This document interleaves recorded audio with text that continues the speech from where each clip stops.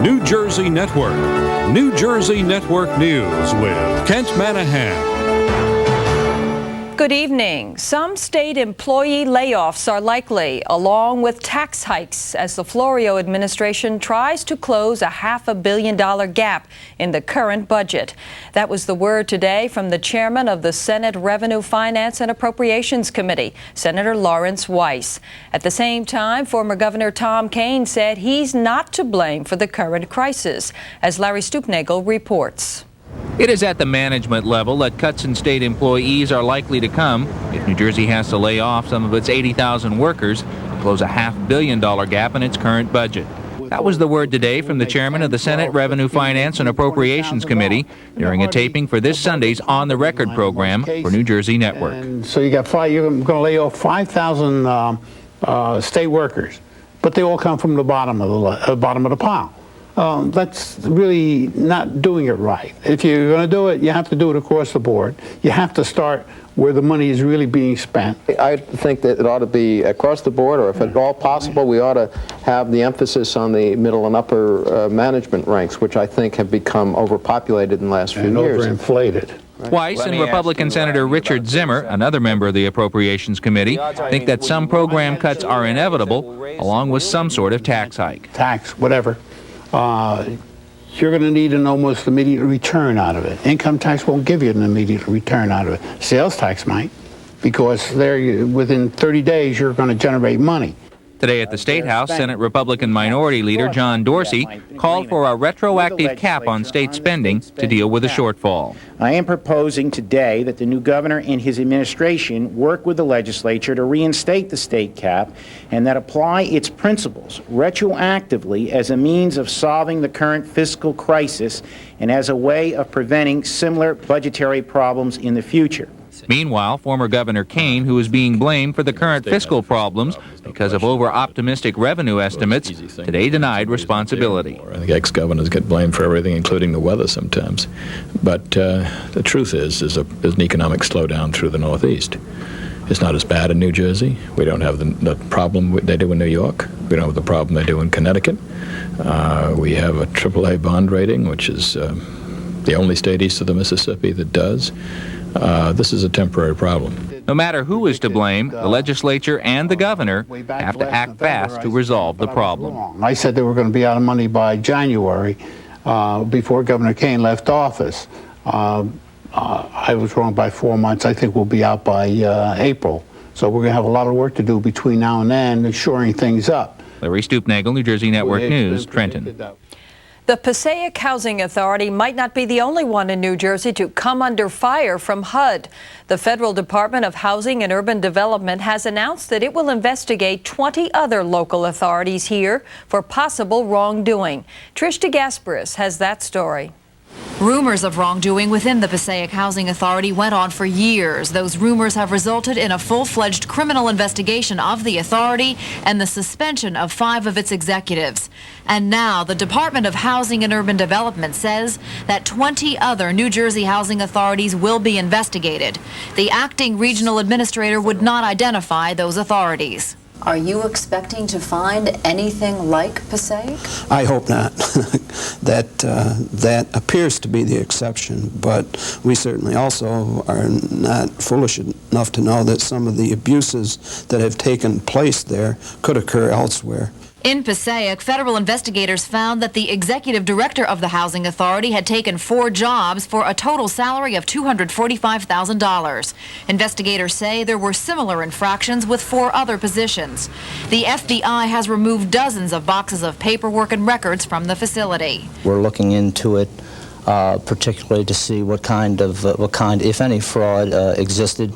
We'll look at the documents that deal with that particular authority's dealings with vendors. During the investigation, HUD is running the Passaic Housing Authority office. Do you foresee this investigation resulting in criminal charges? I think it's very probable based on the information I've seen. And your reaction to that? Well, if the abuses are as flagrant as they have been reported to be, that certainly the taxpayer of this country and the tenants that live in our authorities are entitled to these kinds of monies put into the projects and not into somebody's pocket. Tomorrow, there will be a hearing in federal court at which HUD will ask a judge to keep those suspended executives off the job. The executives say they were improperly suspended and that their salaries were approved by the board of directors. Trish DeGasperis, New Jersey Network News, Newark. State Supreme Court Justice Robert Clifford has been publicly reprimanded for his drunk driving conviction last year. The Advisory Committee on Judicial Conduct, charged with reviewing the conduct of members of the Supreme Court, issued the admonishment today in the form of a statement. Justice Clifford was stopped by police officers in Princeton last October and charged with drunk driving after he refused to submit to a breathalyzer test. He was issued a summons and later pleaded guilty. As a result, Clifford lost his license for a year and was fined $600. In its finding, the Judiciary Committee concluded that Clifford's offense hurt the public's confidence in the judiciary. Justice Clifford refused to comment on the reprimand. New Jersey's Republican Party chairwoman is facing a challenge now that the GOP brass has voted to hold a special election later this month. Kathleen Donovan, one of the first women to head a state party in New Jersey, will face a challenge from Assemblyman Robert Franks of Union County. Franks served as chairman until Donovan was appointed last spring by former gubernatorial candidate Jim Quarter. Originally, Donovan's term was supposed to run for 4 years, but the party has been trying to rebuild since Quarter's defeat and the party's loss of control in the state assembly last November. Part of that restructuring now includes 2-year terms for GOP chairmen. A new mandate requires all schools in New Jersey to teach AIDS prevention and education to all students. Education officials say the new regulation will help students know more to better protect themselves. Belinda Morton files this report. The best defense against the AIDS virus, according to education officials, is knowledge. And to ensure that students learn to protect themselves, the Department of Education has made AIDS prevention and education a statewide requirement. All schools will have to make the new rules part of the curriculum as early as next month. Our goal is to reduce and hopefully to eliminate AIDS risk to our youth in this state. This new mandate requires school districts to devise a program based on input not only from educators but also from the community, so that the materials used will be appropriate for students of all ages, especially the younger ones. The formative years are so critical. That's the time values, personal beliefs are being developed. And that's where you should start to include knowledge at this point. The idea there is to fashion within each community a program that fits in with the community mores and at the same time achieves the objectives of that community as well as those of the department. Officials say of the nearly 8,000 cases of AIDS reported in this state, about 1/5 of all are in young adults between 20 and 29. They say the long incubation period of the virus may indicate that most of them got infected while they were teens.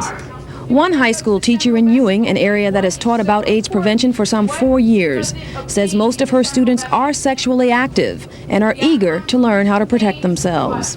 They want to know all the chances that they can take before they may receive it or may not. They are very interested in what can I do that will be okay, that will be safe for me. Officials maintain students who can justify that the classes would be against their beliefs will be excluded from the requirements. The School Boards Association says all districts will provide in-house training to those required to teach the classes to ensure that the level of understanding and knowledge is consistent throughout the state. Belinda Morton, New Jersey Network News, Ewing.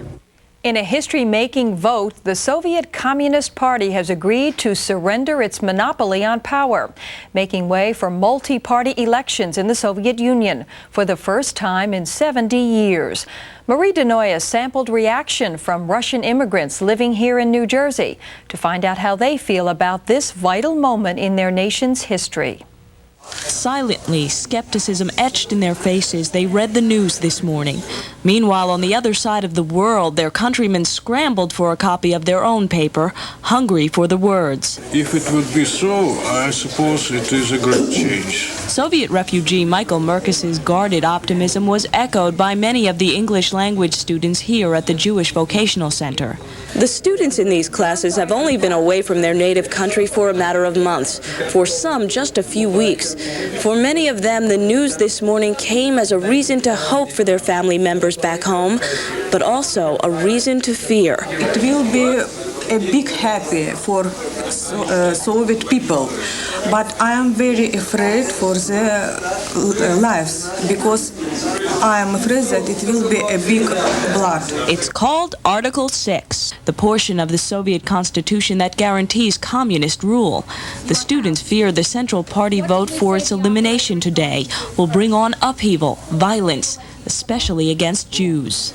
Something happened with Jews in Odessa. I don't know what exactly. Maybe it's rumors, and I will be very happy if it will be rumors, but I don't know. Doing away with Article 6 of the Soviet Constitution for all practical purposes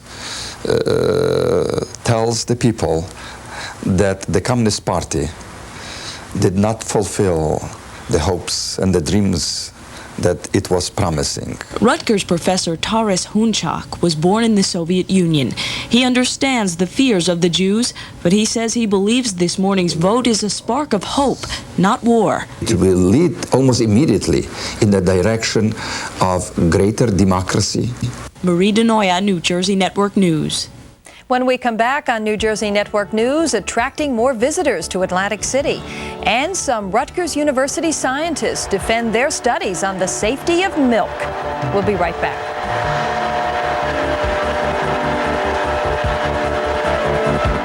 With the entry of the United States into the war in Europe, Britain became the biggest military base in history. More than 100,000 of those troops were black. There was to be no social intercourse between black soldiers and white women. One group definitely not wanted in America were the children of black servicemen. Find out what became of these forgotten victims in No Father, No Mother, No Uncle Sam. A Black History Month special tomorrow at 10.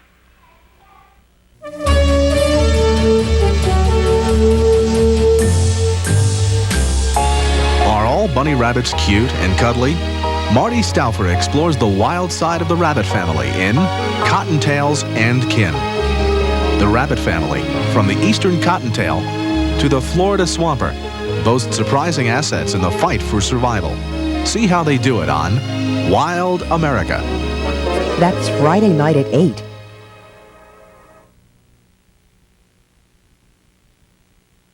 It might be a fluke, or it might be a troubling sign of serious trouble ahead. The annual traffic figures compiled by the Atlantic City Expressway Authority points to a decline in the number of tourists going to the gaming capital last year. But as Deborah Zara reports, some Atlantic City officials are already working to turn things around. Tourism in Atlantic City is down 3% from 1988 to 1989. Those hardest hit are the local business owners, especially in the hotel business. You can fluctuate between having 75% of your house empty midweek to only having 10% vacant on weekends. The biggest reason for the drop in tourism is a decline in the number of daily bus trips into the resort. The city's Visitors Bureau says that can change if Atlantic City is promoted as a regional resort with other attractions in the area. That will not only attract daily visitors, but people who stay overnight. There are 4 wineries within immediate driving distance. There's 4 lighthouses. There's a botanical garden. There's a marine mammal stranding center. There's Revolutionary War sites like Batstow. There's glassmaking at Wheaton Village. And according to Learn, the only way to attract more people here is to advertise. The Visitors Bureau says it could be years before its marketing plan takes effect, but what it needs most is money to finance the project. The Visitors Bureau spends just $50,000 a year now on advertising. That's compared to $10 million spent in Las Vegas. The money to do this is the next step. There's a number of proposals out there, including establishing a room tax on any rented hotel room. Legislation is now pending for a room tax that could raise $6 million for local tourism promotion, but perhaps the best way to bring people from out of state into South Jersey is to fly them here. The Casino Association of New Jersey is hoping the new governor can help break the political stalemate that has delayed improvements at Atlantic City's International Airport. Air transportation, which is very important to Atlantic City, is something that we've been stressing all along, and it appears that hopefully in the next year or so that things will improve. Deborah Zara, New Jersey Network News, Atlantic City. Jim Van Sickle continues on vacation. Here's tonight's business report. Good news today for New Jersey blueberry growers. The U.S. Department of Agriculture has agreed to purchase several million pounds of frozen blueberries for the National School Lunch Program and other nutrition programs as well. Local officials had asked in October that the government consider buying up the surplus supplies after an unusually large harvest combined with a poor export market that left growers with large inventories of fruit. Under today's agreement, the Agriculture Department will buy more than $4 million worth of blueberries, more than half of them from New Jersey growers. More quarterly earnings reports out today, with CPC International, the latest New Jersey company to report an increase in profits. The Englewood Cliffs firm, known for such computer products as Mazola oil and Skippy peanut butter, says its fourth quarter earnings rose more than 8%. For all of 1989, profits jumped 13% to more than $300 million. Meanwhile, Mount Holly-based Franklin Computers today reported a third quarter loss of nearly $1 million. Franklin earned more than $3 million during the same quarter a year ago. The company blames the disappointing numbers on poor sales of its electronics reference products during the Christmas season. 1989 was also not a good year for home sales, with the National Association of Realtors reporting a 4-point decline in the sales of existing single-family homes last year. The decline came despite a rebound in home sales in much of the country during the fourth quarter, brought on by falling interest rates and home prices. The only exception to that here in the Northeast, where sales declined during the last 3 months of the year. Home sales in New Jersey were down 3% in the fourth quarter. A big rally today on Wall Street, with heavy buying among computer stocks helping to set the tone.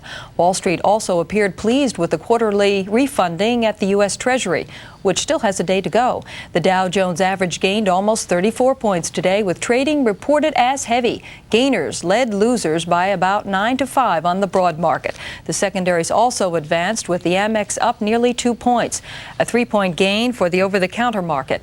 And that wraps up today's business news. In other news tonight, 2 Pennsauken police officers are facing charges in connection with the shooting early yesterday of a Conrail worker.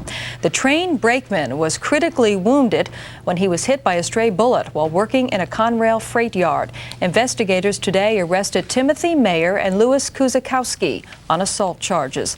Office officials say the 2 Pennsauken officers were off duty when they allegedly fired their service revolvers at bottles near the rail yard, with one of the bullets striking the rail worker.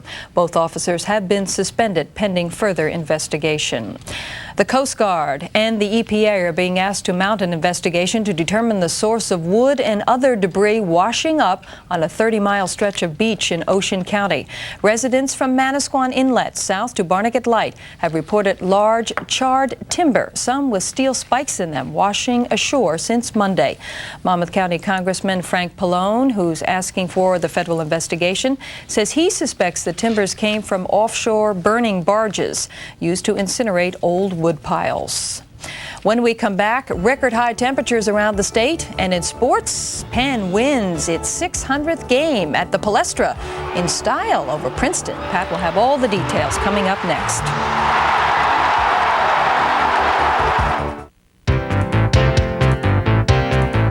Sometimes even the Power Plus company has to rely on youth power. JCP&L's Stay Clear, Stay Alive program brings electrical safety into your schools. When you're flying a kite, is it dangerous to fly a kite in the fields with trees? Sure does feel heavy. It is? We care about your children because nothing comes before even our youngest customers.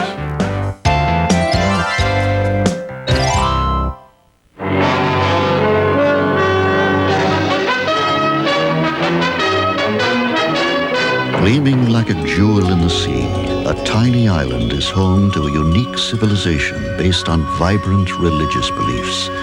A mystical land where life is a dance of devotion. I'm Richard Kiley. Join me for Bali, Masterpiece of the Gods. A National Geographic special tomorrow at 8. Rutgers researchers today defended their studies, questioning the quality of some of the milk we drink. At issue are traces of veterinary antibiotics that may slip through processing and into the bottles of milk. Science and health correspondent Mark Levinson reports Rutgers results differ from federal findings. These Mount Holly dairy cows are on the bench. Farmers won't milk them because they're sick. Roger Winter says he'll only process their milk when tests show their bodies are clear of antibiotics. There are much lower levels of antibiotics in milk than there ever was before. But Rutgers researchers say there's tainted milk out there. Tests on milk taken from 10 states found antibiotics in 20% of samples scanned, contradicting the Food and Drug Administration, which claims its tests found nothing. The man who ran the Rutgers study says the FDA's test isn't sensitive enough to find drugs. I find it somewhat illogical to say you can't confirm a result by using a less sensitive procedure. Dr. Katz stopped short of calling the FDA soft on industry, but recommended tougher controls on how cow milk is screened and how long sick cows are sidelined. Researchers worry that tainted milk runs big risks, that people allergic to antibiotics could get sick, or that overexposure to antibiotics would make them stop working when people really need them. But apparently those concerns don't worry consumers. For our sake, the sales haven't changed drastically at all, if anything at all. Contradictory test results may leave the public wondering who to believe and what to do. But Cook College researchers agree with the FDA that one thing not to do is to stop buying milk. There is no imminent hazard. I think it would be criminal for people to stop using milk. I think it would be criminal for mothers to take milk away from children. I think this really should be taken as a clarion call to the industry and the regulators to clean up their act. Mark Levinson, New Jersey Network News, Mount Holly. Some parts of the state saw record-breaking temperatures today, another in our string of mild winter days. And when the sun tried to sneak through the clouds early this afternoon, temperatures climbed into the 50s. It's normally in the upper 30s to low 40s at this time of the year. Atlantic City set a record high reading for today at 59 very pleasant degrees. And who knows, tomorrow they could do it again. Let's check current conditions. Clear skies in Newark at 45, partly cloudy now in Trenton and Atlantic City at 46 and 49 respectively. Clear skies and cool tonight, 32 to 42 degrees. Another nice day tomorrow, partly sunny and warm. You can't help but like those temperatures. 52 to 62 the expected highs. Mostly cloudy with the likelihood of showers on Friday. Still mild though, 50 to 60 degrees. I like it. A classic Ivy League battle, and Pat has all the details coming up next. I like it too, Kent. You know, every time Princeton and Penn get together, it makes for great basketball. And last night's contest at the Palestra, no different, with Penn beating the Tigers at the buzzer, and Jerry Henry was there. The seesaw battle at neither team led by more than 4 points in the second half would come down to a crucial foul call with 1 second left and Princeton clinging to a 1-point lead. Penn's Paul Chambers will go to the line. Junior Hassan Dakam was Penn's leading scorer with 17 points, but the final 2 were the biggest in his career. When it finished bang, I just grabbed it and I was right at rim level and I just tipped it in. That's my first time winning a game-winning tip. And as a matter of fact, I lost a game like that in high school. Princeton was led in scoring by forward Matt Eastwick, who finished with 15 points, but the major difference in the game was rebounding. Penn 30, Princeton 19. Actually, when you get right down to it, that follow-up of a missed foul shot is an offensive rebound. There you are. I think that when I'm done in this world, I got to have a nice talk with God and see if this thing is, why did you do this? You know, did you want to do this? Why'd you pick me out for this? Just see what his thoughts are. If there's any consolation for Princeton, at least this madness, the tough part of the road schedule is over. They return home now for their next 4 games. Jerry Henry, New Jersey Network News, Philadelphia. A wild one last night. Elsewhere, Monmouth moved into first place in the Northeast Conference with a 60-50 win over Marist, and Rutgers lost to St. John's 89-77. Bob Wenzel's Scarlet Knights dialed long distance in the second half. Keith Hughes led RU with 20 points. Here's 3 of them. And when Donnell Lumpkin nailed another 3-pointer to please the Rutgers fans on hand, Rutgers led by 9 points, 55-46. But the Rutgers run was over, and the Redmen start running. Boo Harvey to Malik Sealy to cap a 12-point spurt for St. John's. Sealy had 25. And it was Boo Harvey off the break as Rutgers got cold. Harvey on the break stops Pops for 3 of his 21 for a 63-57 lead. Louis Carnesecca changed sweaters, and the Redmen won. Now tonight, the Nets try to end a 9-game losing streak when they host the Utah Jazz. Meanwhile, the Philadelphia 76ers try to extend their win streak to 13 straight at the expense of Golden State tonight at the Spectrum.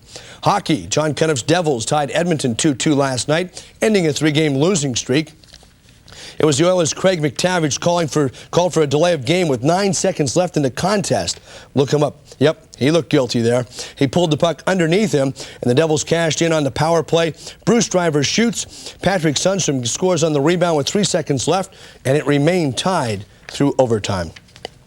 Well, Giants rookie Dave Meggett was arrested in Baltimore today and charged with lewdness and soliciting a prostitute after allegedly offering to pay an undercover officer for sex. Meggett attended the Pro Bowl on Sunday.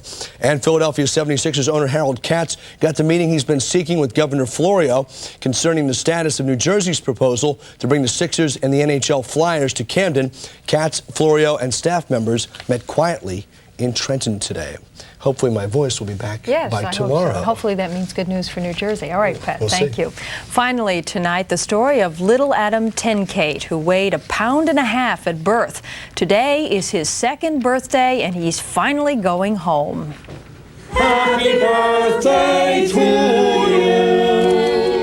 It was a big day for Adam, who now weighs 27 pounds and climbing after 2 years of intensive treatment at St. Joseph's Hospital in Bergen County. It's been touch and go for Adam since birth. He still wears an oxygen tube around his neck just in case of emergency.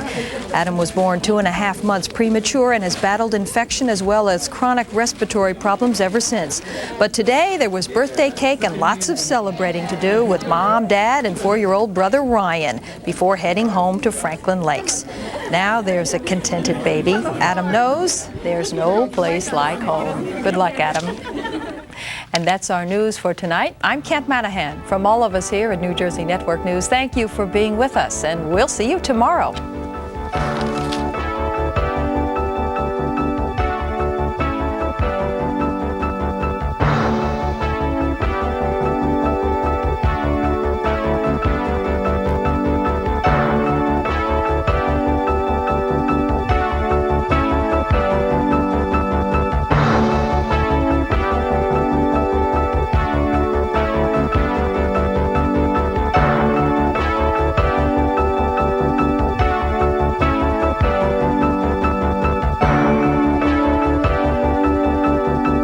This has been a presentation of New Jersey Network.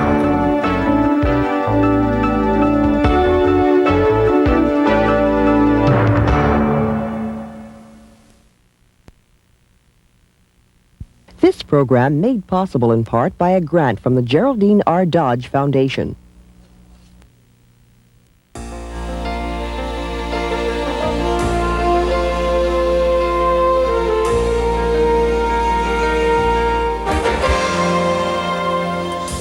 Jersey, each day your beauty shines from farmland to the shore.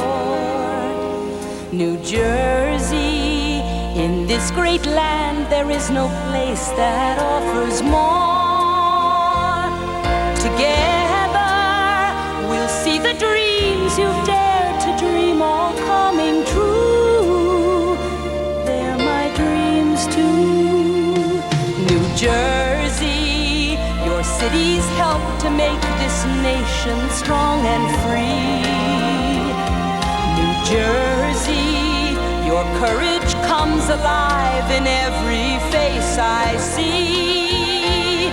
Together, we'll build tomorrow from the challenge of today. Now we're on the way. Positively New Jersey, you stand for liberty. Positively New Jersey, your people hold the key. Your spirit makes us everything a state could hope to be. Positively New Jersey. And New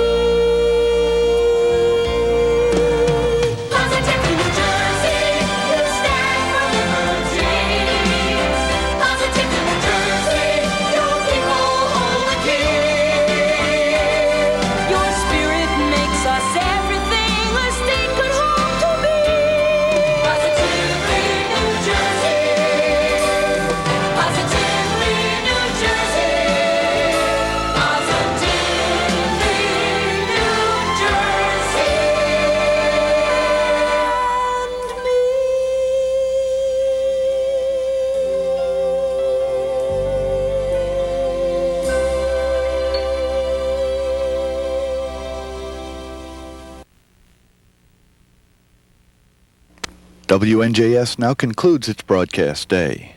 WNJS Channel 23, operated by the New Jersey Public Broadcasting Authority, broadcasts on an assigned frequency of 524 to 530 megahertz, with effective radiated power of 2,340 kilowatts, as authorized by the Federal Communications Commission. WNJS operates STL's WIM 63 and WIM 64, intercity relays WAQ 320 and WAQ 419, and remote pickup station KC 4927. Our offices and studios are located at 1573 Parkside Avenue, Trenton, New Jersey, and our transmitter is located in Waterford Works, New Jersey. Some of the programs which are broadcast by WNJS are delayed by means of videotape. The staff and management of New Jersey Network bid you a pleasant good evening.